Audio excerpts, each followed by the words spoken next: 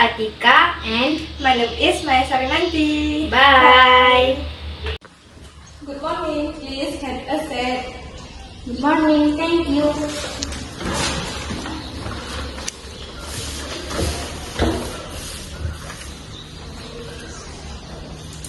Can you introduce yourself? My name is Adika. I am nursing graduate. I want to work as a nurse. You have work experience. No, I don't know. Have work experience. I but had hospital training. What did you do during for training? I helped patients check the sample, condition, and assisted nurse.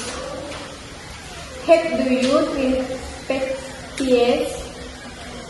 I treat patients kindly and respectfully. Can you work it safe? Yes, I can work shift. Once more we push you. I'm willing to learn. I work hard and I want to help patients.